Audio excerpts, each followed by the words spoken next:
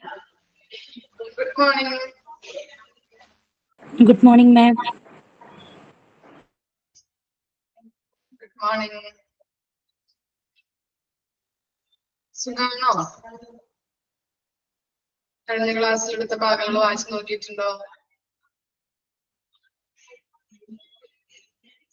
സുഖം.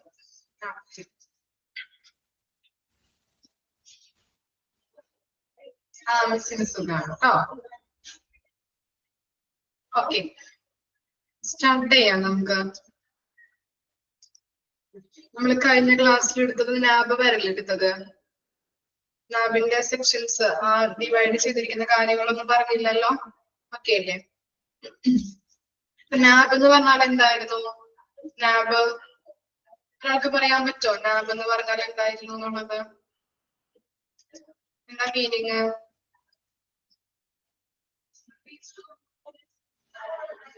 ആര് പറയും?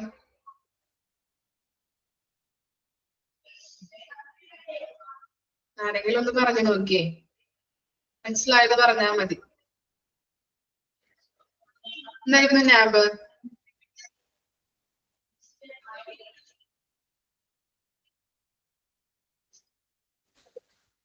എത്ര ഇയർ കൂടുമ്പോഴാണ് റീഫോംസ് ചെയ്യുന്നത്? എത്ര ഇയർ കൂടുമ്പോഴാ? വായിച്ചു നോക്കിയില്ലേ നിങ്ങള്? 4 years കൂടുമ്പോഴ്. പിന്നെ എന്താണ്? 4 years കൂടുമ്പോഴാണ്. പിന്നെ നാബിൽ പറഞ്ഞിരിക്കുന്ന കാര്യങ്ങൾ എന്തായിരുന്നു? നാബ് പ്രധാനമായിട്ടും കേന്ദ്രീകരിച്ചിരിക്കുന്നത് എങ്ങനെയാണ്?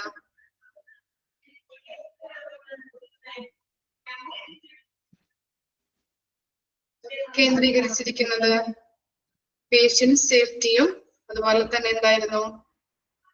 Quality of the delivery services of the hospital.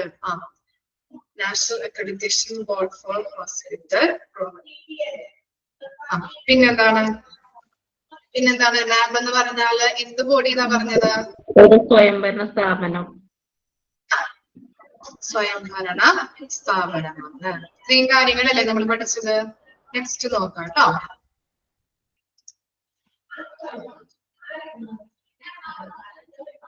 Next നോക്കിക്കോളൂ. NAB mainly divides hospital into 2 main divisions. NAB ഹോസ്പിറ്റലുകളെ 2 തരത്തിലാണ് ഡിവൈഡ് ചെയ്തിരിക്കുന്നത്. ഫസ്റ്റ് വൺ എന്താണ്? നിങ്ങൾ പഠിച്ചിട്ടുള്ള കാര്യം തന്നെയായിരുന്നല്ലോ നാബില്. എന്തൊക്കെയാണ്? SHCO, Small Health Care Organization with less than 50 beds അല്ലെ. 50 ബെഡില് കുറഞ്ഞ ഹോസ്പിറ്റലുകളെ പറയുന്നത് എന്താണ്? Small health care organisation. ഇനി 50 ബെഡ്സിൽ കൂടുതലുള്ള ഹോസ്പിറ്റലുകളെ പറയുന്ന പേര് എന്താണ്? HCO, health care organisation. അറിയാവുന്ന കാര്യം തന്നെയല്ലേ? ഇനി നോക്കിയേ, main NAB Guidebook or Standards has 10 chapters. ഇപ്പൊ നാബിന് ടോട്ടൽ എത്ര ചാപ്റ്റർ ഉണ്ട്? 10 ചാപ്റ്റേഴ്സ് ആണ് ഉള്ളത്. JCIക്ക് എത്ര ചാപ്റ്റർ ആണ് ഉള്ളത്? മറന്നുപോയാ JCIയുടെ കാര്യം? കണക്ട് ചെയ്ത് നോക്കിയൊന്ന് പഠിച്ചത്. 16. ഇനി അതുപോലെ തന്നെ ഇവിടെ നാബിന് എത്ര സ്റ്റാൻഡേർഡ്സ് ആണ്? 100 സ്റ്റാൻഡേർഡ്സ് അല്ലെ. അവിടെ എത്ര സ്റ്റാൻഡേർഡ്സ് ആണ് നമ്മൾ പറഞ്ഞത്? അവിടെ പറഞ്ഞത് എത്ര സ്റ്റാൻഡേർഡ്സ് ആണ്? 285 സ്റ്റാൻഡേർഡ്സ്. അതുപോലെ ഒബ്ജക്റ്റീവ് എലമെന്റ്സ് ഇവിടെ പറഞ്ഞത് 651 ആണ്. ഒബ്ജക്റ്റീവ് എലമെന്റ്സിനെ മെഷറബിൾ എലമെന്റ്സ് കൂടിയും പറയുന്നുണ്ട് കേട്ടോ.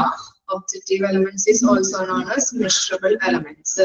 അവിടെ പറഞ്ഞ മെഷറബിൾ എലമെന്റ്സ് അതിന്റെ നമ്പർ ഒന്ന് പറയാൻ പറ്റുമോ? ഓർത്ത് നോക്കിയേ. 1160. Very good. ഓക്കെ, മനസ്സിലായോ? അങ്ങോട്ടും ഇങ്ങോട്ടും മാറിപ്പോകരുത് കേട്ടോ. അപ്പൊ നാബിന്റെ ചാപ്റ്റേഴ്സ് വരുന്നത് 10 ആണ്, സ്റ്റാൻഡേർഡ്സ് 100, അതുപോലെ തന്നെ ഒബ്ജക്റ്റീവ് എലമെന്റ് എന്ന് പറയുന്നത് 651 ആണ്. ഇനി നോക്കിയേ, standards refers to a set goal for the performance. Standards എന്ന് പറഞ്ഞാൽ എന്താണ്? ഹോസ്പിറ്റലിന്റെ പെർഫോമൻസ് അളക്കുന്നത് അല്ലെ, ആ പെർഫോമൻസിനെ എത്രത്തോളം ഉണ്ട് എന്ന് മനസ്സിലാക്കുന്നത് അല്ലെങ്കിൽ എന്ന് സൂചിപ്പിക്കുന്നതാണ് സ്റ്റാൻഡേർഡ്സ് എന്ന് പറയുന്നത്. സ്റ്റാൻഡേർഡ്സ് എന്ന് പറയുന്നത് എന്താണ്? ഹോസ്പിറ്റലിന്റെ പെർഫോമൻസ് എത്രത്തോളം ഉണ്ട്, പെർഫോമൻസ് ലെവൽ എത്രത്തോളം ഉണ്ട് എന്ന് സൂചിപ്പിക്കുന്നതിനെയാണ് സ്റ്റാൻഡേർഡ്സ് എന്ന് പറയുന്നത്. Elements comes under it's standards. ഇപ്പൊ എലമെന്റ്സ് എന്ന് പറഞ്ഞാല് സ്റ്റാൻഡേർഡ്സിന് കീഴിൽ വരുന്നതാണ്. ഓർമ്മയുണ്ടോ നമ്മൾ പറഞ്ഞത്? 4 സെക്ഷൻ ഉണ്ട്, അതിന്റെ ഓരോന്നിന്റെ ഉള്ളിൽ ചാപ്റ്റേഴ്സ് ഉണ്ട്, ചാപ്റ്റേഴ്സിന്റെ ഉള്ളില് സ്റ്റാൻഡേർഡ്സ് ഉണ്ട്, സ്റ്റാൻഡേർഡ്സിന്റെ ഉള്ളിൽ എന്തുണ്ട്? മെഷറബിൾ എലമെന്റ്സ് ഉണ്ട് അല്ലെ. ഇവിടെ പറയുന്നത് എന്താണ്? എലമെന്റ്സ് സ്റ്റാൻഡേർഡ്സിന്റെ കീഴിൽ വരുന്നതാണ്. അങ്ങനെയല്ലേ നമ്മൾ പഠിച്ചത്? Chapters, standards, elements. അപ്പോ ഈ എലമെന്റ്സ് എന്ന് പറയുന്നത് സ്റ്റാൻഡേർഡ്സിന്റെ കീഴിൽ വരുന്നതാണ്. ഇനി എന്താണ്? It's used to monitor the performance. Performance measure ചെയ്യാനും ഹെൽപ്പ് ചെയ്യുന്നുണ്ട്. അതുപോലെ തന്നെ ഔട്ട് ഓഫ് 651 ഒബ്ജക്റ്റീവ് എലമെന്റ്സ് ആണല്ലേ നമുക്കുള്ളത്. ഇവിടെ ലാബിന് 651 ഒബ്ജക്റ്റീവ് എലമെന്റ്സ് അല്ലെങ്കിൽ മെഷറബിൾ എലമെന്റ്സ് ഉണ്ടെന്ന് പറഞ്ഞു. ഇനി ആ 651 ഒബ്ജക്റ്റീവ് എലമെന്റ്സിനെ 4 കാറ്റഗറി ആയിട്ട് തിരിച്ചിട്ടുണ്ട്. നിങ്ങൾ മുൻപ് പഠിച്ചിട്ടുള്ളതല്ലേ? ഓർമ്മയുണ്ടാ?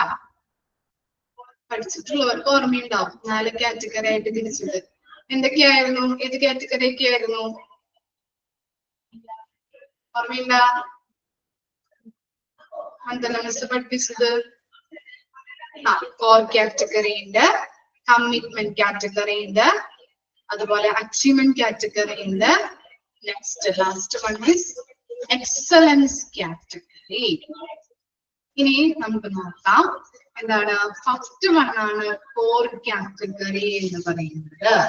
അപ്പോ 651 ഒബ്ജക്റ്റീവ് എലമെന്റ്സിൽ 102 എണ്ണം എന്ന് പറയുന്നത് എന്താണ്? Core കാറ്റഗറിയാണ്. Which is essentially evaluated during each assessment. നമ്മൾ പറഞ്ഞു 651 എണ്ണത്തില് 102 എണ്ണം കോർ കാറ്റഗറിയാണ്, കോർ കാറ്റഗറിയിൽ വരുന്നതാണ്. ഇനി കോർ കാറ്റഗറി എന്ന് പറഞ്ഞാൽ എന്താണ്? Which are essentially evaluated during each assessment.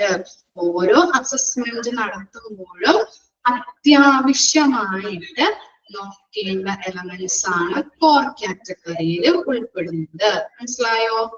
ഓരോ അസസ്മെന്റ് നടത്തുമ്പോഴും അത്യാവശ്യമായിട്ട് നോക്കേണ്ട, എസെൻഷ്യൽ എന്ന് പറഞ്ഞാല് അത്യാവശ്യമായിട്ട് ഇവാലുവേറ്റ് ചെയ്യേണ്ട എലമെന്റ്സ്, അത്യാവശ്യമായിട്ട് നോക്കേണ്ട എലമെന്റ്സിനെയാണ് കോർ കാറ്റഗറിയിൽ ഉൾപ്പെടുത്തുന്നത്.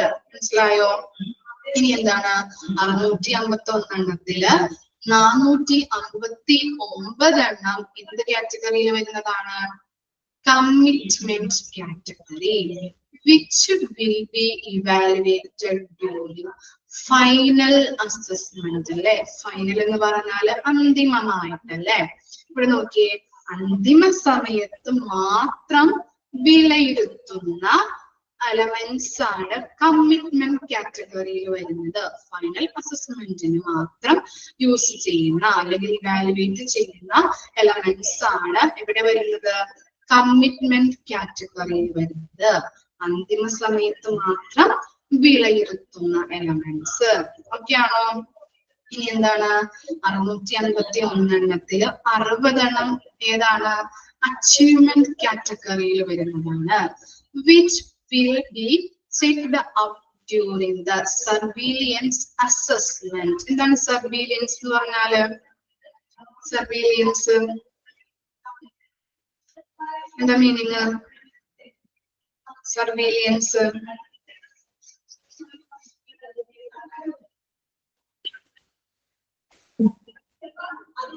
സർവീലിയൻസ് മീനിങ് എന്താ?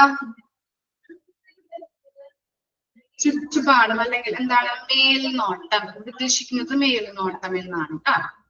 ഓക്കെ, അപ്പോ ഈ 651 60 അച്ചീവ്മെന്റ് കാറ്റഗറിയിൽ വരുന്നുണ്ട്. ഇനി അച്ചീവ്മെന്റ് കാറ്റഗറി എന്ന് പറയുന്നത് എന്താണ്? നിരീക്ഷണ സമയത്ത് അല്ലെ, മേൽനോട്ട സമയത്ത് അല്ലെങ്കിൽ നിരീക്ഷണ സമയത്ത് മൂല്യനിർണയ വേളകളിൽ ചെക്ക് ചെയ്യുന്ന എലമെന്റ്സ് ആണ് അച്ചീവ്മെന്റ് കാറ്റഗറിയിൽ വരുന്നത്. അച്ചീവ്മെന്റ് എന്ന് പറഞ്ഞാൽ നമുക്കറിയാലോ എന്താണ്? നേട്ടം അല്ലെ, നേട്ടം വിഭാഗത്തില് നേട്ടം കാറ്റഗറീസ് ആണ് അച്ചീവ്മെന്റ് കാറ്റഗറി എന്ന് പറയുന്നത്. അപ്പോ അവിടെ പറയുന്നത് എന്താണ്? നിരീക്ഷണ മൂല്യനിർണയ വേളകളിൽ മാത്രം ചെക്ക് ചെയ്യുന്ന എലമെന്റ്സ് ആണ് അച്ചീവ്മെന്റ് കാറ്റഗറിയിൽ ഉൾപ്പെടുത്തുന്നത്. ഇനി ലാസ്റ്റ് നോക്കിയേ, ബാക്കിയുള്ള 30 എലമെന്റ്സ് എന്താണ്? എക്സലന്റ് കാറ്റഗറിയിൽ വരുന്നതാണ്. എക്സലൻസ് കാറ്റഗറിയിൽ വരുന്നതാണ്. Which will be evaluated during re accreditation. പറയാൻ പറ്റോ എന്താണെന്നുള്ളത്? എക്സലൻസ് കാറ്റഗറി എന്താണെന്നുള്ളത് പറയാൻ പറ്റോ? എന്തിനു വേണ്ടിയിട്ടാണ് യൂസ് ചെയ്യുന്നത് ഈ എലമെന്റ്സ്? ഒന്ന് പറഞ്ഞു നോക്കാൻ പറ്റോ? അവിടെ എന്താ കൊടുത്തിരിക്കുന്നത്? Which will be evaluated during re accreditation അല്ലെ, റീ അക്രഡിറ്റേഷൻ സമയത്ത് മാത്രം എന്ത് ചെയ്യുന്നുണ്ട്? വിലയിരുത്തുന്നു. ആ എലമെന്റ്സിനെയാണ് ഏത് കാറ്റഗറിയിൽ പെടുത്തിയിരിക്കുന്നത്? എക്സലൻസ് കാറ്റഗറിയിൽ പെടുത്തിയിരിക്കുന്നത്.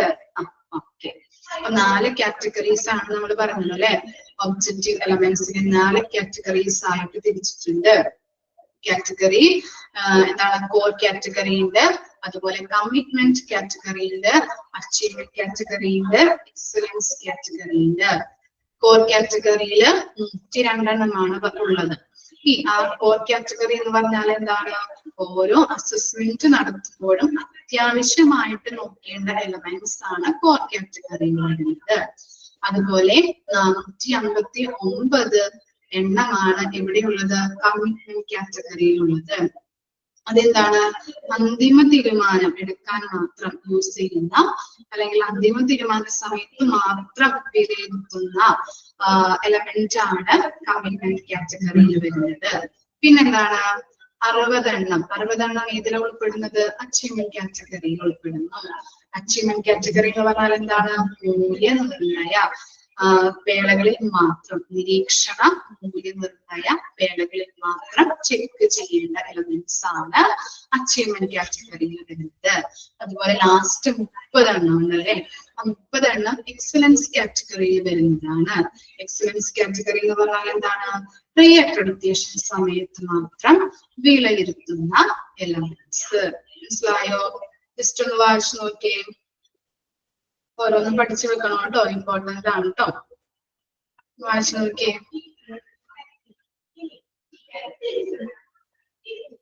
ഡൗട്ട് ഉണ്ടെങ്കിൽ ചോദിച്ചോളൂ കേട്ടോ, നിങ്ങൾ പഠിച്ചിട്ടുള്ള കാര്യം തന്നെയാണ്.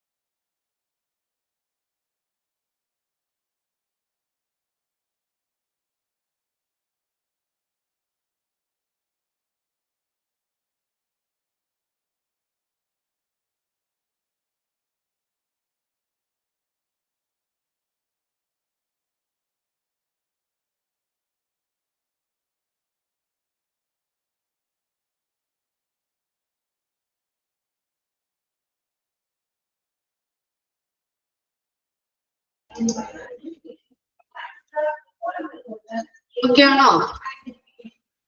ഡൗട്ട് ഉണ്ടോ? ഓക്കെയാണ് അല്ലെ. ഇനി നെക്സ്റ്റ് നോക്കിയേ, നാബ് സ്റ്റാൻഡേർഡ്സ്. നമ്മള് JCI പഠിച്ചിരിക്കുന്നത് പോലെ 2 സെക്ഷൻ ആയിട്ട് നാബ് സ്റ്റാൻഡേർഡ്സ് പഠിക്കാറുണ്ട് കേട്ടോ. ഏതൊക്കെയാണ്? പേഷ്യന്റ് സെന്റേർഡ് സ്റ്റാൻഡേർഡ്സ്, നമ്മൾ അതിൽ പഠിച്ച കാര്യം തന്നെയാണ് കേട്ടോ. അതുപോലെ organisation centred standards. Patient centred standards ഏതൊക്കെയാ വരുന്നത്?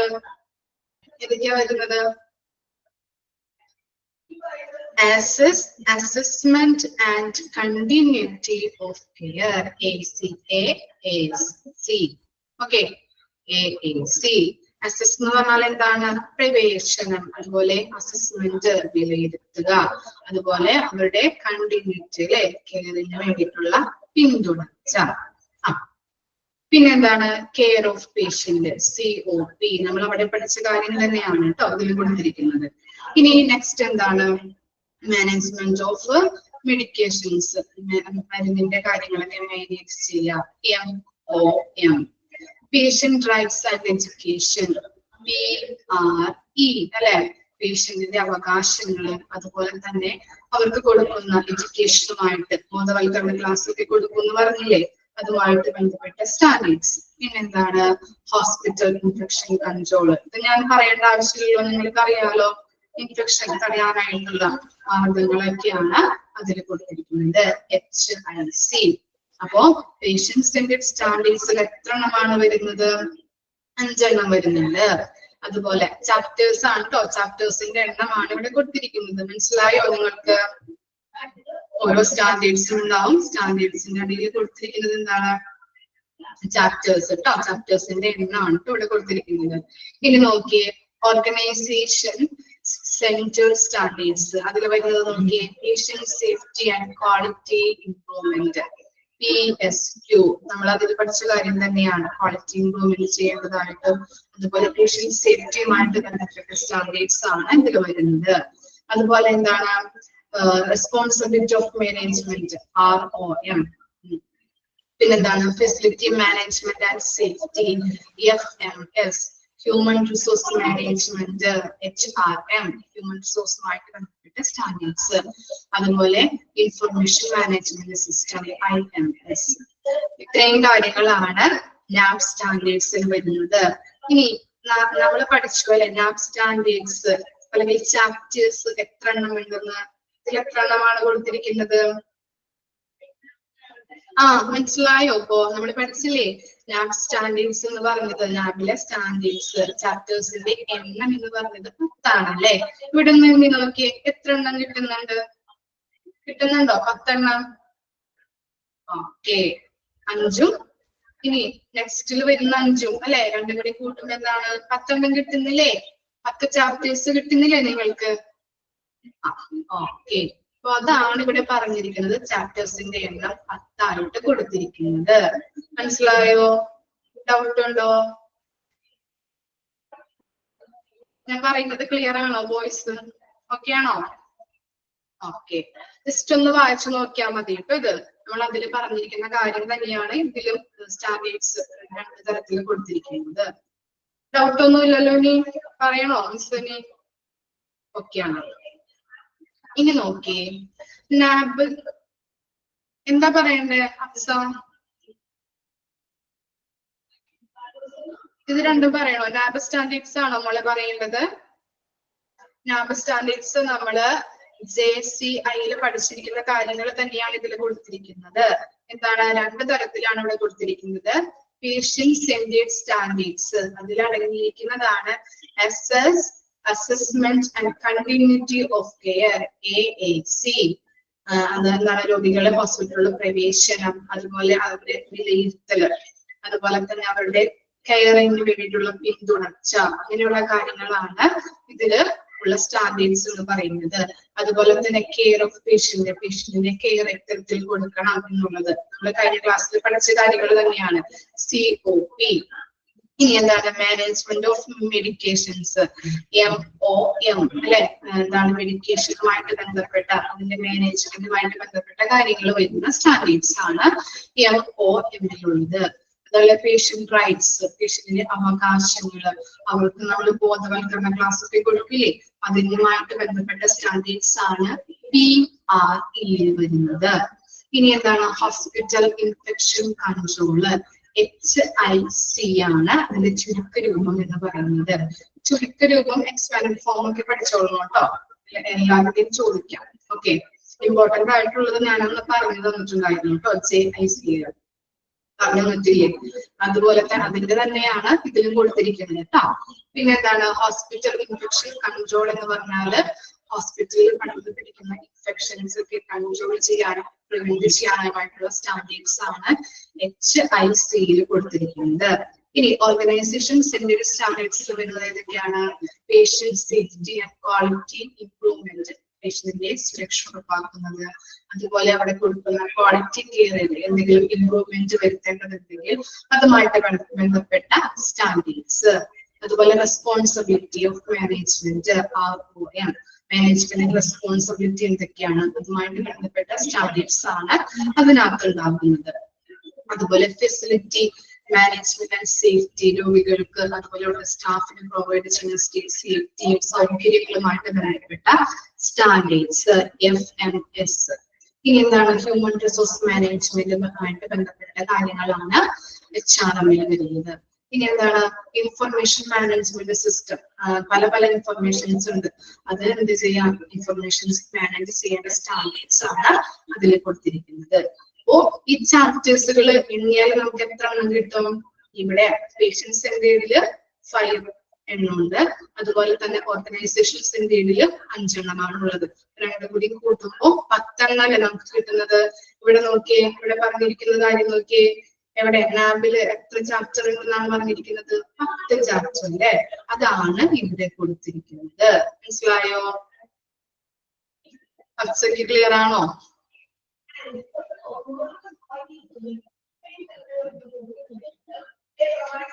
ഇനി നെക്സ്റ്റ് നോക്കിയേ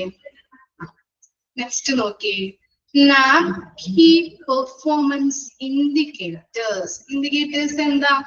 എവിടെയെങ്കിലും പഠിച്ചതായിട്ട് ഓർക്കുന്നുണ്ടോ ഇൻഡിക്കേറ്റേഴ്സ്? എനിക്ക് ഓർമ്മയുണ്ട്, നിങ്ങൾക്ക് ഓർമ്മയുണ്ടാ നോക്കട്ടെ. ഓർമ്മയുണ്ടാ?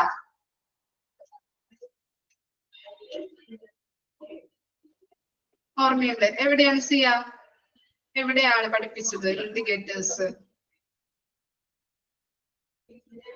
നാബിൽ പഠിപ്പിച്ചിട്ടുണ്ട്. ഓക്കെ, ഇനി വേറെ ഏതെങ്കിലും ചാപ്റ്ററിൽ മിസ് പഠിപ്പിച്ചിട്ടുണ്ടോ?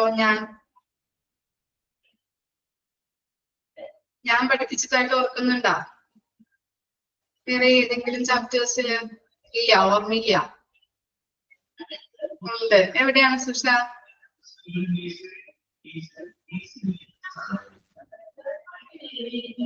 ചാപ്റ്റർ ഓർമ്മയില്ല. ഓക്കെ, അപ്പോ ഇൻഡിക്കേറ്റേഴ്സ് എന്ന് പറഞ്ഞാൽ എന്താ? ഇൻഡിക്കേറ്റേഴ്സ് എന്ന് പറഞ്ഞാല് സൂചകങ്ങൾ അല്ലെ? ഇൻഡിക്കേറ്റേഴ്സ് സൂചകങ്ങൾ. CSSD-യിൽ പഠിച്ചത് ഓർമ്മയുണ്ടോ? CSSD-യില് എന്താ പഠിച്ചത്? അവിടെ എന്താണ് സൂചകങ്ങളുമായിട്ട് കണക്ട് ചെയ്യുന്ന എന്താ വരുന്നത് അവിടെ? CSSD എന്ത് സൂചകങ്ങളാണ് പഠിച്ചിട്ടുള്ളത്? ഓർമ്മയുണ്ടത്? Sterilisation department. ഓക്കെ, ഓർമ്മയുണ്ട്. വെരി ഗുഡ്, ആശ്വാസമായി. ഓക്കെ, സ്റ്റെറിലൈസേഷൻ ചെയ്യുന്നതുമായിട്ട് ബന്ധപ്പെട്ട സൂചകങ്ങൾ അല്ലെ? ഓക്കെ, എന്താണ്, ഏതൊക്കെയാണ് ഇൻഡിക്കേറ്റേഴ്സ് പഠിച്ചത്? കെമിക്കൽ ഇൻഡിക്കേറ്റേഴ്സ്, മൈക്രോബയോളജിക്കൽ ഇൻഡിക്കേറ്റേഴ്സ്, ഓർമ്മയുണ്ട് അതൊക്കെ? ഓർമ്മയുണ്ട് അല്ലെ? അവിടെ എന്തിനു വേണ്ടിയിട്ടാണ് അങ്ങനെ ഈ സൂചകങ്ങൾ യൂസ് ചെയ്യുന്നത്?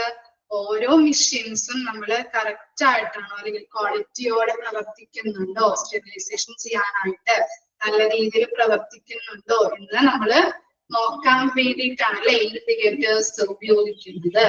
അതുപോലെ തന്നെ ഇവിടെയും എന്താണ് ഇൻഡിക്കേറ്റേഴ്സ് യൂസ് ചെയ്യുന്നുണ്ട്. ഓക്കെ, കീ പെർഫോമൻസ് ഇൻഡിക്കേറ്റേഴ്സ്, അതിന്റെ ചുരുക്കരൂപമാണ്, ഷോർട്ട് ഫോം ആണ് KPIS എന്ന് പറയുന്നത്. ഒന്ന് അടിയിൽ വരച്ചു വെച്ചോളൂ, നോട്ട് ചെയ്ത് പഠിക്കാം, എക്സ്പാൻഡ് ഫോം ഒക്കെ ചോദിക്കാം. Key performance indicators assist in helping the systematically monitor, assess, and continually enhance service performance. നമ്മൾ പഠിച്ചുവല്ലേ SLSD-ല് നല്ല രീതിയിൽ ആ മെഷീൻസ് സ്റ്റെബിലൈസ് ചെയ്യാനായിട്ടുള്ള ക്വാളിറ്റിയോടെ പ്രവർത്തിക്കുന്നുണ്ടോ എന്ന് ചെക്ക് ചെയ്യാൻ വേണ്ടിയിട്ടാണ് ഈ ഇൻഡിക്കേറ്റേഴ്സ് യൂസ് ചെയ്യുന്നത്. അതുപോലെ തന്നെ ഇവിടെയും എന്താണ് ഹോസ്പിറ്റലിന്റെ നല്ല രീതിയിൽ ഹോസ്പിറ്റലുകൾ എന്താണ് പെർഫോം ചെയ്യുന്നുണ്ടോ അല്ലെങ്കിൽ അവരുടെ എന്താണ് കെയർ കൊടുക്കുന്നതിൽ ഇംപ്രൂവ്മെന്റ്സ് വരുത്തേണ്ടതായിട്ടുണ്ടോ എന്നൊക്കെ ചെക്ക് ചെയ്യാനായിട്ടാണ് ഈ സൂചകങ്ങൾ ഉപയോഗിക്കുന്നത്. മനസ്സിലായോ? കണ്ടിന്യൂലി എന്ത് ചെയ്യണം? സിസ്റ്റമാറ്റിക്കലി അത് മോണിറ്റർ ചെയ്യണം, നമ്മൾ നിരീക്ഷിക്കുക, അതുപോലെ തന്നെ അത് വിലയിരുത്താനായിട്ട്, അതുപോലെ അവരുടെ പെർഫോമൻസ് നല്ല രീതിയിലാണോ അവർ പെർഫോം ചെയ്യുന്നത്, പെർഫോം ലെവലിൽ ഇംപ്രൂവ്മെന്റ് ഉണ്ടാകുന്നുണ്ടോ എന്നൊക്കെ വിലയിരുത്താനാണ് ഇൻഡിക്കേറ്റേഴ്സ് യൂസ് ചെയ്യുന്നത്. By themselves, KPIs cannot improve performance. അവർക്ക് സെൽഫായിട്ട് ഇംപ്രൂവ് ചെയ്യാനായിട്ട് അല്ലെങ്കിൽ എന്താണ് പെർഫോം ചെയ്യാനായിട്ട് അല്ലെങ്കിൽ പെർഫോമൻസ് മെച്ചപ്പെടുത്താനായിട്ട് പറ്റില്ല. പിന്നെ എന്തായിട്ട് നിൽക്കാം അവർക്ക്? However, they do provide signposts. എന്താണ് signpost? Signpost എന്താ? Signpost എന്ന് പറഞ്ഞാൽ എന്താ? അടയാളങ്ങൾ അല്ലെങ്കിൽ എന്താണ്? വഴികാട്ടി. വഴികാട്ടിയായിട്ട് നിൽക്കാം അല്ലെ? അവർക്ക് സെൽഫായിട്ട് സ്വയം അവർക്ക് പെർഫോമൻസിനെ ഇംപ്രൂവ് ചെയ്യിക്കാനായിട്ട് പറ്റില്ല. അവർക്ക് എന്തായിട്ട് നിൽക്കാം? വഴികാട്ടികളായിട്ട് നിൽക്കാം. That signal progress toward goals and objectives as well as opportunity for the sustainable progress. വഴികാട്ടികളായിട്ട് നിൽക്കാം, അവരുടെ ഗോൾസ് അച്ചീവ് ചെയ്യാൻ പറ്റുന്ന രീതിയിലുള്ള വഴികാട്ടിയായിട്ട് അവർക്ക് നിൽക്കാം. ഓരോ ഹോസ്പിറ്റലിലും ഓരോ ഗോൾസ് ഒബ്ജക്റ്റീവ്സ് ഒക്കെ ഉണ്ട്. അതുകൊണ്ട് തന്നെ അത് നല്ല രീതിയിൽ എന്താണ് പ്രോഗ്രസ് ചെയ്യാൻ വേണ്ടിയിട്ടുള്ള ഒരു സൈൻ പോസ്റ്റ്, ഒരു വഴികാട്ടിയായിട്ട് ഈ ഇൻഡിക്കേറ്റേഴ്സിന് നിൽക്കാനായിട്ട് സാധിക്കും. മനസ്സിലായോ? ക്ലിയർ ആണോ പറഞ്ഞത്? Key performance indicators. ഓക്കെ, ഇനി നമുക്ക് ഇതിൽ കീ പെർഫോമൻസ് ഇൻഡിക്കേറ്റേഴ്സ് 32 പഠിക്കാനുണ്ട് കേട്ടോ. 32 നമുക്ക് ഇതിൽ പഠിക്കാനുള്ളത്. ഫസ്റ്റ് 1 തുടങ്ങി നോക്കാം നമുക്ക്. The key performance indicators are likely to monitor by the healthcare organization. Healthcare organizations അവരുടെ പെർഫോമൻസ് ലെവല് അറിയാൻ വേണ്ടിയിട്ടാണ് ഈ ഇൻഡിക്കേറ്റേഴ്സ് യൂസ് ചെയ്യുന്നത്. ഇൻഡിക്കേറ്റേഴ്സ് യൂസ് ചെയ്തുകൊണ്ടാണ് അവര് നിരീക്ഷിക്കുന്നത് നിങ്ങളുടെ പെർഫോമൻസിൽ ഇംപ്രൂവ് ഉണ്ടാകുന്നുണ്ടോ എന്ന് നിരീക്ഷിക്കുന്നത്. എന്ത് യൂസ് ചെയ്തിട്ടാണ്? ഈ കീ പെർഫോമൻസ് ഇൻഡിക്കേറ്റേഴ്സ് യൂസ് ചെയ്തിട്ടാണ്. ക്ലിയർ ആയോ? Key performance indicators to be monitored by the healthcare organization. Healthcare organizations അവരുടെ പെർഫോമൻസിൽ ഇംപ്രൂവ് ഉണ്ടാകുന്നുണ്ടോ എന്ന് മോണിറ്റർ ചെയ്യുന്നത് എങ്ങനെയാണ്? ഈ ഇൻഡിക്കേറ്റേഴ്സ് യൂസ് ചെയ്തുകൊണ്ടാണ്. കിട്ടിയോ? മനസ്സിലായോ? ജസ്റ്റ് ഒന്ന് പാരഗ്രാഫ് ഒന്ന് വായിച്ചു നോക്കി, എന്നിട്ട് നമുക്ക് സ്റ്റാർട്ട് ചെയ്യാം. ഡൗട്ട് ഉണ്ടെങ്കിൽ ചോദിച്ചോളൂ കേട്ടോ.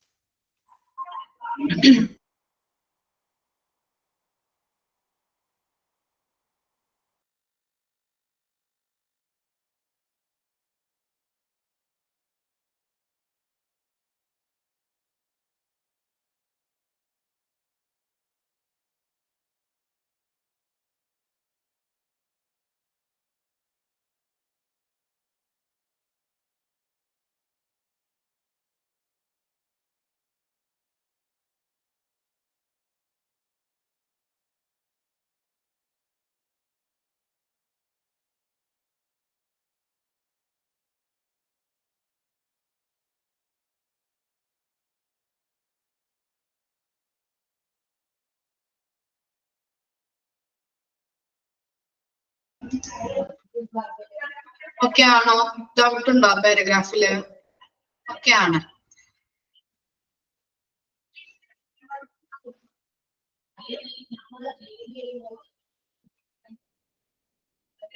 സ്റ്റാർട്ട് ചെയ്യാം നമുക്ക്. ഡൗട്ട് ഉണ്ടെങ്കിൽ ചോദിച്ചോളൂ കേട്ടോ. ഓക്കെ ആണോ എല്ലാവരും? ഓക്കെ. അപ്പൊ നമുക്ക് 32 ഇൻഡിക്കേറ്റേഴ്സ് ആണ്, കീ പെർഫോമൻസ് ഇൻഡിക്കേറ്റേഴ്സ് ആണ് പഠിക്കാനുള്ളത് കേട്ടോ. അതിനകത്ത് ഫസ്റ്റ് വൺ ആണ് time taken for initial assessment. പ്രാഥമിക വിലയിരുത്തലിനായി എടുക്കുന്ന ടൈം അല്ലെ. ഇനീഷ്യൽ എന്ന് പറഞ്ഞാൽ എന്താണ്? ഫസ്റ്റ് ആയിട്ട് അല്ലെ, അല്ലെങ്കിൽ പ്രാഥമിക എന്ന് പറഞ്ഞാൽ എന്താണ്? പ്രാഥമിക അസസ്മെന്റിനായി, വിലയിരുത്തലിനായി എടുക്കുന്ന ടൈം ആണ് ഫസ്റ്റ് ഇൻഡിക്കേറ്റർ എന്ന് പറയുന്നത്.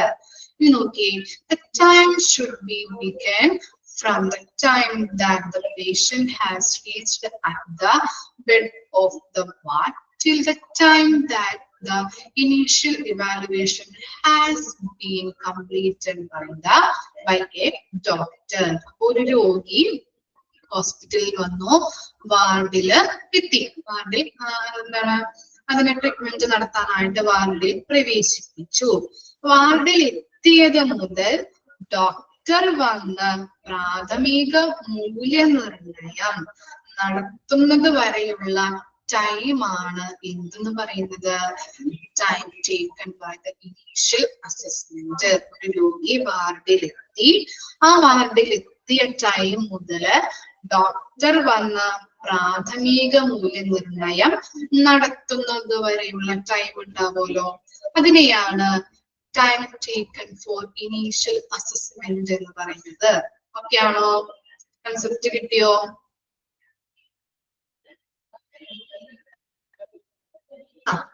കിട്ടിയില്ലേ? മനസ്സിലായോ? രോഗി വാർഡിലെത്തി, അത് മുതല് ഡോക്ടർ വന്ന് പ്രാഥമിക മൂല്യനിർണയം നടത്തുന്നത് വരെയുള്ള ടൈം. ഇനി അതിന്റെ ഫോർമുല നോക്കിയേ. ഓരോന്നിനും ഫോർമുല പഠിക്കാനുണ്ട്. ഫോർമുല പഠിക്കാനായിട്ട് മിസ് എളുപ്പ വഴി പറഞ്ഞു തരാം കേട്ടോ. ഫസ്റ്റ് ഫോർമുല നോക്കാം. Formula sum of time taken for initial assessment അല്ലെ. എന്താണ്? ഇനീഷ്യൽ അസസ്മെന്റിന്, പ്രാഥമിക മൂല്യനിർണയത്തിന് എടുക്കുന്ന time divided by total number of admissions. അവിടെ വന്നിരിക്കുന്ന അഡ്മിഷൻസ് എത്രയാണോ അതിന്റെ ടോട്ടല്. മനസ്സിലായോ? പ്രാഥമിക മൂല്യനിർണയത്തിൽ എടുക്കുന്ന time divided by total number of admission. കിട്ടിയോ ഫോർമുല? ഇനി നിങ്ങളോട് ക്വസ്റ്റ്യൻസ് ചോദിക്കാണ്. എന്താണ് ടൈം ടേക്കൺ ഫോർ ഇനീഷ്യൽ അസസ്മെന്റിന്റെ ഫോർമുല എന്താണ്? നിങ്ങൾ എന്തെഴുതും? എന്താ? അപ്പൊ അതിന്റെ എന്താണ് അംശം നോക്കിയേ, അല്ലെങ്കിൽ ന്യൂമറേറ്റർ അല്ലെ. അംശം എന്ന് പറയുന്നത് ഫസ്റ്റ് കൊടുത്തിരിക്കുന്നത് അല്ലെ, അല്ലെങ്കിൽ എന്താണ് ന്യൂമറേറ്റർ എന്ന് പറഞ്ഞത്? എന്താണ് ഫസ്റ്റ് കൊടുത്തിരിക്കുന്നത് അല്ലെ. ആ ക്വസ്റ്റ്യനിൽ തന്നെയുള്ള വേർഡ്സുകൾ, അല്ലെങ്കിൽ ക്വസ്റ്റ്യൻ തന്നെയാണ്, അല്ലെങ്കിൽ ആ ഹെഡിങ് തന്നെയാണ് ഇവിടെ ഫസ്റ്റ് ന്യൂമറേറ്റർ ആയിട്ട് കൊടുത്തിരിക്കുന്നത്. അതാണ് അതിന്റെ കീ പോയിന്റ് എന്ന് പറയുന്നത്, അല്ലെങ്കിൽ എന്താണ് നമുക്ക് ഒരു ലോജിക് എന്ന് പറയുന്നത്. മനസ്സിലായോ? അത് തന്നെ നോക്കിയിട്ട് നിങ്ങളുടെ ആൻസർ കണക്ട് ചെയ്ത് പഠിക്കാം. മനസ്സിലായോ? ഹെഡിങ് കൊടുത്തിരിക്കുന്നത് തന്നെയാണ് ഇവിടെ ന്യൂമറേറ്റർ ആയിട്ട് കൊടുത്തിരിക്കുന്നത്. Sum of the time taken for an initial assessment അല്ലെ. അത് തന്നെയല്ലേ ഇവിടെ കൊടുത്തിരിക്കുന്നത്. അത് തന്നെ വെച്ച് കണക്ട് ചെയ്ത് പഠിക്കാം കേട്ടോ. ഹെഡിങ് വെച്ച് കണക്ട് ചെയ്ത് പഠിക്കാം. Sum of time taken for initial assessment divided by total number of admission. Okay ആണോ? ഫസ്റ്റ് ഇൻഡിക്കേറ്റർ മനസ്സിലായോ? ഓക്കെ. ഇനി സെക്കൻഡ് നോക്കിയേ. Number of reporting errors per 1000 investigations. എന്താണ് ഇൻവെസ്റ്റിഗേഷൻസ്? ഓർമ്മയുണ്ടോ? ഇൻപേഷ്യന്റിലൊക്കെ പഠിപ്പിച്ചത് ഇൻവെസ്റ്റിഗേഷൻസ് എന്ന് പറഞ്ഞാല് എന്താണെന്നാണ് ഓർമ്മയിൽ വരുന്നത് പറഞ്ഞിട്ടുള്ളത്?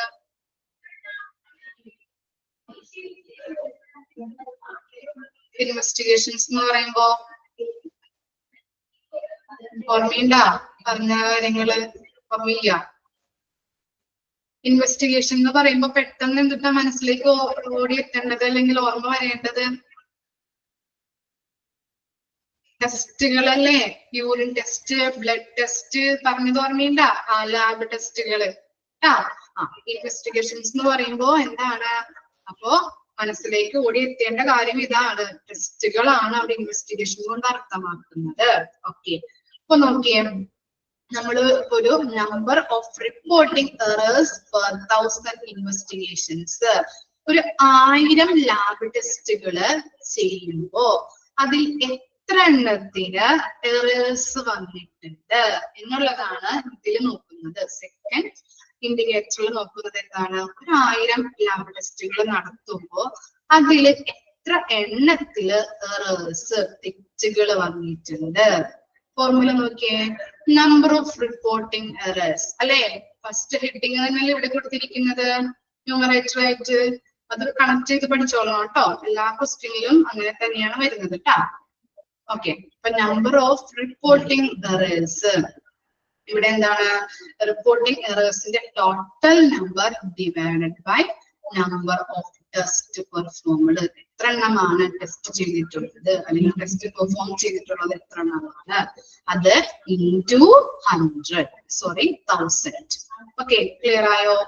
നമ്പർ ഓഫ് റിപ്പോർട്ടിംഗ് എറേഴ്സ്, എത്ര എറേഴ്സ് ആണ് റിപ്പോർട്ട് ചെയ്തിട്ടുള്ളത്, divided by number of total number of ടെസ്റ്റുകൾ നടത്തിയിട്ടുള്ളത് അല്ലെ, number of test performed into 1000. കിട്ടിയോ?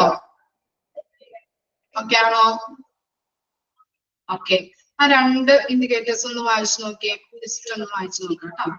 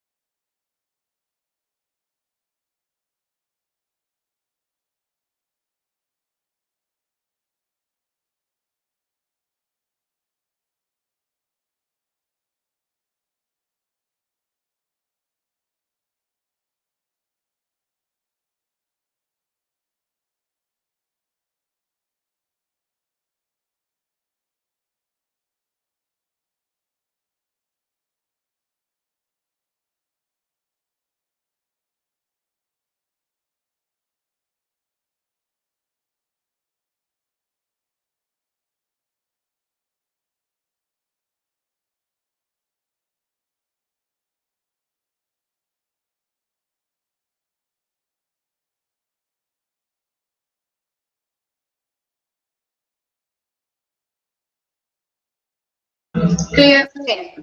രണ്ട് കാര്യങ്ങളും നോക്കിയാണോ? നെക്സ്റ്റ് നോക്കാം. ഓക്കെ, ഡൗട്ട് ഒന്നുമില്ലല്ലോ? ഡൗട്ട് ഉണ്ടെങ്കിൽ ചോദിച്ചോളൂ കേട്ടോ. ഓക്കെ ആണ്. ഇനി നെക്സ്റ്റ് നോക്കിയേ, percentage of adherence to safety precautions by staff working in diagnostics അല്ലെ. എന്താണ് സേഫ്റ്റി പ്രിക്കോഷൻസ്, മുൻകരുതലുകള് പാലിക്കുന്നതിന് വേണ്ടിയിട്ടുള്ള സ്റ്റാഫുകളുടെ പെർസെന്റേജ് ആണ് ഇവിടെ കണക്കാക്കുന്നത്. നമ്മളിപ്പോ റേഡിയോളജി ഡിപ്പാർട്ട്മെന്റുമായിട്ട് ബന്ധപ്പെട്ട സ്റ്റാഫുകൾ വർക്ക് ചെയ്യുമ്പോൾ അവർക്ക് സേഫ്റ്റി പ്രിക്കോഷൻസ് ഒക്കെ എടുക്കണ്ടേ? എന്തൊക്കെയാണ് അവരുമായിട്ട് ബന്ധപ്പെട്ട സേഫ്റ്റി പ്രിക്കോഷൻസ് വരുന്നത്? റേഡിയോളജി ഡിപ്പാർട്ട്മെന്റിൽ വർക്ക് ചെയ്യുന്ന സ്റ്റാഫുകൾക്ക് എടുക്കേണ്ട സേഫ്റ്റി പ്രിക്കോഷൻസ് എന്തൊക്കെയാവാം? പറയാൻ പറ്റുമോ? നമ്മൾ പഠിച്ചിട്ടുള്ളതാണല്ലോ, നോർത്ത് നോക്കി എന്തൊക്കെ ചെയ്യണം? അത്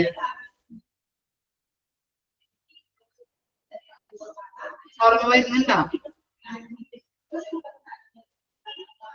ഗ്ലൗസ് ധരിക്കുക, അതുപോലെ കണ്ണട വെക്കണം, ഇതൊക്കെ ഓർമ്മ വരുന്നുണ്ടോ നിങ്ങക്ക്? ഇപ്പൊ ഓർമ്മയില്ല അല്ലെ ഞാൻ പറയുമ്പോ? ഓക്കെ, അങ്ങനെയുള്ള സേഫ്റ്റി പ്രിക്കോഷൻസ് എടുക്കണം. അതുമായിട്ട് ബന്ധപ്പെട്ട പെർസെന്റേജ് ആണ് ഇവിടെ നോക്കുന്നത്. നോക്കിയേ, രോഗനിർണയത്തിൽ ജോലി ചെയ്യുന്ന, ഡയഗ്നോസ്റ്റിക് എന്ന് പറഞ്ഞാൽ അറിയാലോ രോഗനിർണയം അല്ലെ, രോഗനിർണയത്തിൽ ജോലി ചെയ്യുന്ന ആളുകൾ സേഫ്റ്റി പ്രിക്കോഷൻസ് എടുക്കുന്നതിന്റെ ശതമാനമാണ് ഇവിടെ കാണുന്നത്. ക്ലിയർ ആണോ? രോഗനിർണയത്തിൽ ജോലി ചെയ്യുന്ന, റേഡിയോളജി ഡിപ്പാർട്ട്മെന്റുമായിട്ട് കണക്ട് ചെയ്ത് നോക്കാം കേട്ടോ. രോഗനിർണയത്തിൽ ജോലി ചെയ്യുന്ന ആളുകൾ സേഫ്റ്റി പ്രിക്കോഷൻസ് എടുക്കുന്നതുമായിട്ട് ബന്ധപ്പെട്ട ശതമാനം. ഫോർമുല നോക്കിയേ, number of staff adhering to safety precautions. Safety precautions adhering എന്ന് പറഞ്ഞാൽ എന്താണ്? adhering പാലിക്കുക അല്ലെങ്കിൽ പാലിക്കുന്നത് കേട്ടോ, പാലിക്കുക. സേഫ്റ്റി പ്രിക്കോഷൻസ് പാലിക്കുന്നതുമായിട്ട് ഉള്ള അല്ലെങ്കിൽ പാലിക്കുന്നതിന് വേണ്ടിയിട്ടുള്ള സ്റ്റാഫുകളുടെ എണ്ണം. എന്താണ്? ഒന്നുകൂടി പറയണോ? രോഗനിർണയത്തിൽ ജോലി ചെയ്യുന്ന സ്റ്റാഫുകൾ സേഫ്റ്റി പ്രിക്കോഷൻസ് എടുക്കുന്നതിന്റെ ശതമാനമാണ് ഇവിടെ പറയുന്നത്. രോഗനിർണയത്തിൽ ജോലി ചെയ്യുന്ന ആളുകൾ സേഫ്റ്റി പ്രിക്കോഷൻസ് എടുക്കുന്നതിന്റെ ശതമാനമാണ് ഇവിടെ കണക്കാക്കുന്നത്. ഓക്കെ, ഫോർമുല നോക്കാം. എന്താണ്? സേഫ്റ്റി പ്രിക്കോഷൻസ് പാലിക്കുന്ന സ്റ്റാഫുകളുടെ ടോട്ടൽ നമ്പർ. റേഡിയോളജി ഡിപ്പാർട്ട്മെന്റുമായിട്ട് ബന്ധപ്പെട്ട സ്റ്റാഫുകളൊക്കെ എന്ത് ചെയ്യണം? സേഫ്റ്റി പ്രിക്കോഷൻസ് എടുക്കണം അല്ലെ. അപ്പൊ ആ സ്റ്റാഫുകളുടെ total number divided by number of staff audited. എന്താണ് നമ്പർ ഓഫ് സ്റ്റാഫ് ഓഡിറ്റഡ് എന്ന് പറഞ്ഞാല്? അവിടെ വർക്ക് ചെയ്യുന്ന മൊത്തം സ്റ്റാഫുകള്, അവരുടെ ടോട്ടൽ നമ്പർ ഇൻറ്റു 100. കിട്ടിയോ? മനസ്സിലായോ? സേഫ്റ്റി പ്രിക്കോഷൻസ് എടുക്കുന്ന സ്റ്റാഫുകളുടെ ടോട്ടൽ നമ്പർ ഡിവൈഡഡ് ബൈ അവിടെ വർക്ക് ചെയ്യുന്ന മൊത്തം സ്റ്റാഫുകളുടെ എണ്ണം into 100. കിട്ടിയില്ലേ? ഡൗട്ട് ഉണ്ടോ? ഇനി പറയണോ? ഓക്കെ ആണ് അല്ലെ. ഇനി എന്താണ്? Medication error rate. മരുന്നില് വരുന്ന അല്ലെ, മരുന്ന് കൊടുക്കുമ്പോ വരുന്ന തെറ്റുകള്, അതിന്റെ ശതമാനമാണ് ഇവിടെ കാണുന്നത് കേട്ടോ. മരുന്ന് കൊടുക്കുമ്പോൾ എങ്ങനെയൊക്കെയാണ് തെറ്റ് വരാറ്? Okay, a medication errors is any preventable event that may cause or lead to unsuitable medication use or patient harm while the medication is in the control of the healthcare professional, patient or consumer. എന്താണ്? നമ്മൾ മരുന്ന് കൊടുക്കുമ്പോൾ ചില പിശകുകൾ വരാറുണ്ട്. പക്ഷെ അതെന്ത് ചെയ്യാം? നമുക്ക് പ്രിവെന്റ് ചെയ്യാം അല്ലെ, തടയാവുന്നതാണ്. നമ്മൾ ശ്രദ്ധിച്ചിട്ടുണ്ടെങ്കിൽ നമുക്കത് തടയാനായിട്ട് പറ്റും. ഇനി എങ്ങനെയൊക്കെയാണ് പിശകുകൾ, തെറ്റുകൾ വരുന്നത്? നമ്മളിപ്പോ പ്രൊഫഷണൽസ് ആയിരിക്കാം രോഗികൾക്ക് മരുന്ന് കൊടുക്കുന്നത്, ഹെൽത്ത് കെയർ പ്രൊഫഷണൽസ് ആവാം. അല്ലെങ്കിൽ എങ്ങനെയാണ്? രോഗികൾ തന്നെ കഴിക്കാറില്ല മരുന്ന്, അവർ സ്വയം കഴിക്കാറുണ്ട് അല്ലെ. അവർ സ്വയം കഴിക്കുമ്പോൾ ചിലപ്പോൾ ഡോസ് കൂടുകയോ ചെയ്യാറുണ്ട്. അതുപോലെ തന്നെ ഹെൽത്ത് കെയർ പ്രൊഫഷണലിന്റെ കയ്യിൽ നിന്നും ചില പിശകുകള്, തെറ്റുകൾ വരാറുണ്ട്. അവരും ചിലപ്പോൾ കൊടുക്കുമ്പോ എന്താണ്? ചിലപ്പോൾ ഡോസ് കുറയാം, ചിലപ്പോൾ ഡോസ് കൂടാം. അങ്ങനെയും മരുന്ന് കൊടുക്കുമ്പോൾ തെറ്റുകൾ സംഭവിക്കുന്നുണ്ട്. ഹെൽത്ത് കെയർ പ്രൊഫഷണലിന്റെ കയ്യിൽ നിന്നും വരാം. അതുപോലെ തന്നെ പേഷ്യൻസ് സ്വയം കഴിക്കുമ്പോഴും തെറ്റുകൾ സംഭവിക്കാം. ക്ലിയർ ആയില്ലേ? മനസ്സിലായോ? ഒന്നും കൂടി പറഞ്ഞു തരാം. എന്താണ്? നമ്മള് മരുന്ന് കൊടുക്കുമ്പോ തെറ്റുകൾ വരാറുണ്ട്. അങ്ങനെ തെറ്റുകൾ വരുന്നത് എന്താണ്? പ്രിവെന്റബിൾ ആണ്, നമുക്ക് തടയാനായിട്ട് പറ്റും. നമ്മള് ശ്രദ്ധിച്ച് കറക്റ്റ് ആയിട്ട് ആ ഡോസിൽ കൊടുത്തു കഴിഞ്ഞാൽ നമുക്ക് മരുന്ന് കൊടുക്കുമ്പോൾ തെറ്റുകൾ വരാതിരിക്കാനായിട്ട്, അത് തടയാനായിട്ട് പറ്റും. ഇനി എങ്ങനെയൊക്കെയാണ് മരുന്ന് കൊടുക്കുമ്പോൾ തെറ്റുകൾ വരുന്നത്? രണ്ടുപേരുടെ കാര്യമാണ് ഇവിടെ പറയുന്നത്. ഹെൽത്ത് കെയർ പ്രൊഫഷണൽസ് ഉണ്ട്, അതുപോലെ തന്നെ പേഷ്യൻസ് ഉണ്ട്. പേഷ്യൻസ് കഴിക്കുമ്പോൾ പേഷ്യൻസ് സ്വയം മരുന്നുകൾ കഴിക്കാറുണ്ട്, അല്ലെങ്കിൽ ഹെൽത്ത് കെയർ പ്രൊഫഷണൽസ് ആണ് അവർക്ക് കൊടുക്കുന്നത്. കാര്യം മനസ്സിലായോ? ഇത്ര വരെ കിട്ടിയോ? ഓക്കെ ആണോ? ഇനി നോക്കിയേ, ഹെൽത്ത് കെയർ പ്രൊഫഷണൽസ് കൊടുക്കുമ്പോ ചിലപ്പോൾ ഡോസ് കൂടാം, ഡോസ് കുറയാം, അങ്ങനെയും തെറ്റ് വരാറുണ്ട്. അതുപോലെ തന്നെ ഈ കൺസ്യൂമേഴ്സ് അല്ലെങ്കിൽ പേഷ്യൻസ് സ്വയം കഴിക്കുമ്പോൾ എന്താണ്, ചിലപ്പോൾ ഒരു ഗുളിക കഴിക്കേണ്ടതിന് ചിലപ്പോൾ 2 ഗുളിക കഴിച്ചു എന്ന് വരാം. അല്ലെങ്കിൽ സിറപ്പാണെങ്കിൽ എന്താണ്, 5 മില്ലി കഴിക്കേണ്ടതിന് ചിലപ്പോൾ 10 മില്ലി അവരെടുത്ത് കഴിച്ചെന്ന് വരാം. അങ്ങനെ ഡോസ് കൂടുതലോ കുറവോ സംഭവിക്കാം. അങ്ങനെ മരുന്ന് കഴിക്കുന്നതില് അല്ലെങ്കിൽ മരുന്ന് കൊടുക്കുന്നതില് പിശകുകൾ എന്ന് പറഞ്ഞാല് തെറ്റുകൾ വരാറുണ്ട്. മനസ്സിലായോ? കണക്ഷൻ കിട്ടിയോ? മനസ്സിലായോ കൺസെപ്റ്റ് എന്താണെന്ന്? ഓക്കെ, ഇനി നോക്കിയേ, ഫോർമുല നോക്കിയേ. നമ്പർ ഓഫ് മെഡിക്കേഷൻ എറേഴ്സ് അല്ലെ. എന്താ പറയുന്നത്? മെഡിസിൻസ്, മരുന്നുകളിൽ വരുന്ന പിശകുകളുടെ അല്ലെങ്കിൽ എറേഴ്സിന്റെ ടോട്ടൽ നമ്പർ. മരുന്ന് കൊടുക്കുമ്പോൾ വരുന്ന പിശകുകളുടെ അല്ലെങ്കിൽ എറേഴ്സിന്റെ total number divided by total number of opportunities of medication errors. മരുന്ന് പിശകുകൾ വരാനുള്ള ഓപ്പർച്യൂണിറ്റി എന്ന് പറഞ്ഞാൽ എന്താണ്? സാധ്യത. മരുന്ന് പിശകുകൾ വരാനുള്ള സാധ്യതകളുടെ എണ്ണം into 100. എന്താ പറഞ്ഞത്? ഫോർമുല എന്താ പറഞ്ഞത്? Total number of medication errors, മരുന്ന് കഴിക്കുമ്പോൾ വരുന്ന പിശകുകളുടെ ടോട്ടൽ നമ്പർ ഡിവൈഡഡ് ബൈ എന്താണ്? മരുന്ന് പിശകുകൾ വരാനുള്ള സാധ്യതകളുടെ എണ്ണം into 100. ഫോർമുല മനസ്സിലായോ? ഡൗട്ട് ഉണ്ടെങ്കിൽ ചോദിച്ചോളൂ കേട്ടോ.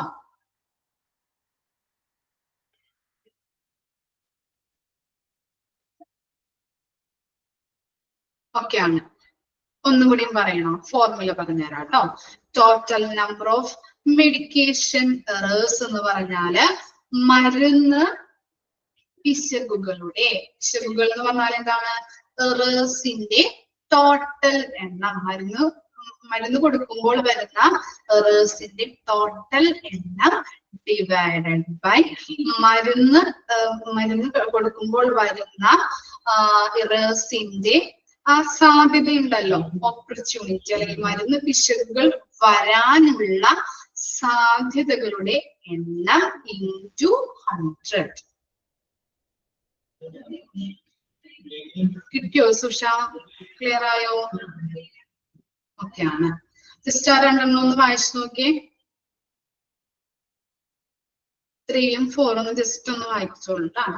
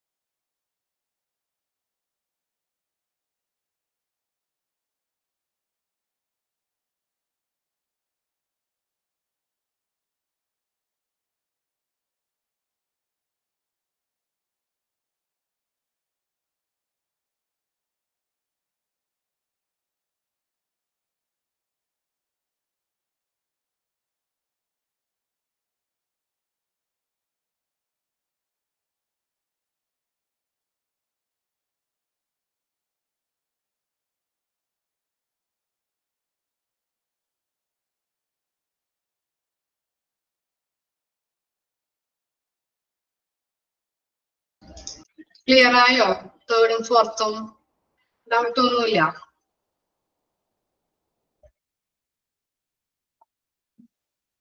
ഓക്കെ ആണോ? ഡൗട്ട് ഉണ്ടെങ്കിൽ മിസ്സിനോട് ചോദിച്ചോളൂ, മിസ് ഒന്നും കൂടി പറഞ്ഞു തരാം കേട്ടോ. ഫോർമുലയിലൊക്കെ ഡൗട്ട് ഉണ്ടോ?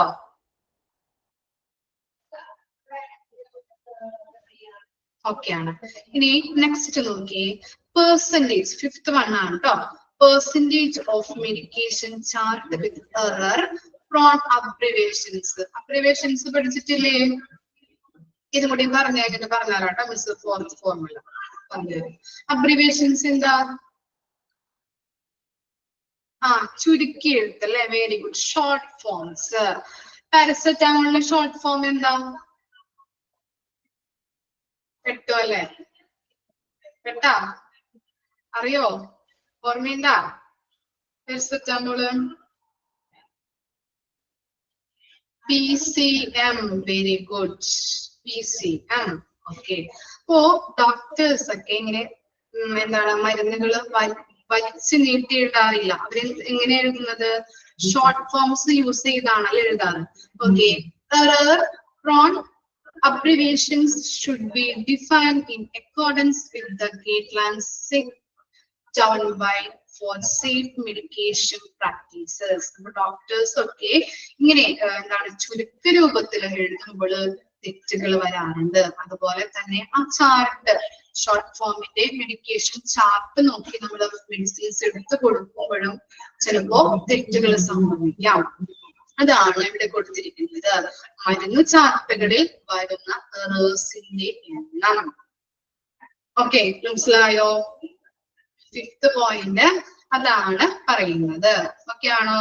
ഫോർമുല വായിക്കട്ടെ മിസ്. ഫോർമുല എന്താ? Formula number of medication chart with error from abbreviations അല്ലെ? എന്താ പറയുന്നത്? നമ്മുടെ ചുരുക്കി എഴുതുമ്പോൾ വരുന്ന എറേഴ്സ്, ആ മെഡിസിൻ ചാർട്ടിൽ വരുന്ന errors divided by number of medication chart reviewed into 100. മനസ്സിലായോ? ഓക്കെ ആണോ? ഫോർമുല എന്താ പറഞ്ഞത്?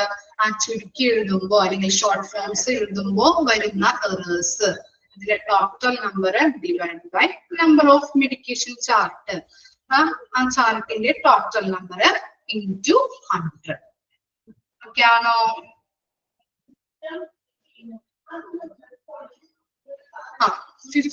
ഫിഫ്ത് എന്താ പറയുന്നത്?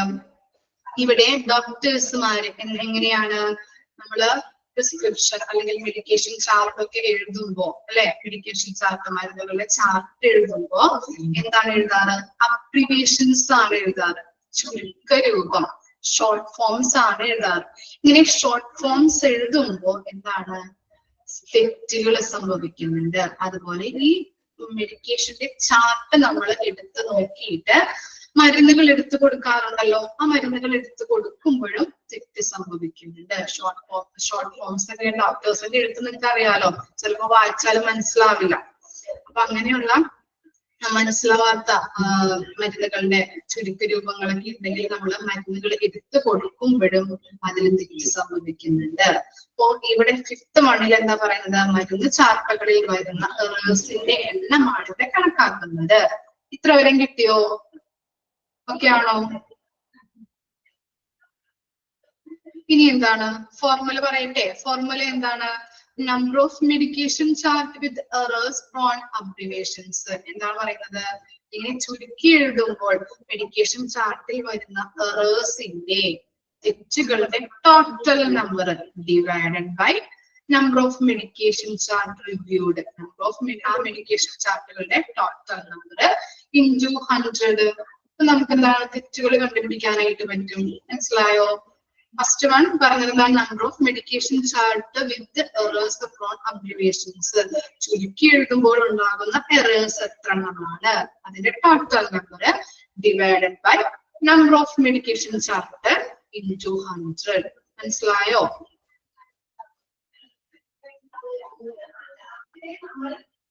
കിട്ടി. ഇനി ഫോർത്ത് വൺ ആരോ മിസ്സിനോട് ചോദിച്ചല്ലോ, ഫോർമുല എന്താ പറയുന്നത്? നമ്മൾ മരുന്നുകൾ കൊടുക്കുമ്പോൾ തെറ്റുകൾ ഉണ്ടാവുന്നുണ്ട് അല്ലെ? അതിന്റെ ഫോർമുലയാണ് കൊടുത്തിരിക്കുന്നത്. Total number of medication errors. നമ്മള് മരുന്നുകൾ കൊടുക്കുമ്പോൾ ഉണ്ടാകുന്ന ആ തെറ്റുകളുടെ ടോട്ടൽ നമ്പർ എടുക്കുക. Total number divide by total number of opportunities of medication errors. മരുന്ന് പിശകുകൾ വരാനുള്ള സാധ്യത. ഓപ്പർച്യൂണിറ്റി എന്ന് പറഞ്ഞാല് സാധ്യതയാണ്. സാധ്യതകളുടെ എണ്ണം into 100. ഓക്കെ ആണോ? ഫോർത്ത് വൺ ഇനി പറയണോ? ഡൗട്ട് ഉണ്ടോ? ഓക്കെ. അപ്പൊ ഇത്രയും വരെ നാളെ വരുമ്പോ ഒന്ന് നോക്കി വരണം കേട്ടോ, അല്ലെങ്കിൽ നെക്സ്റ്റ് പറയുമ്പോ കണക്ഷൻ കിട്ടില്ല. ഓക്കെ, ഡൗട്ട് ഒന്നുമില്ലല്ലോ? പഠിച്ചിട്ട് വരാട്ടോ. Okay, thank U.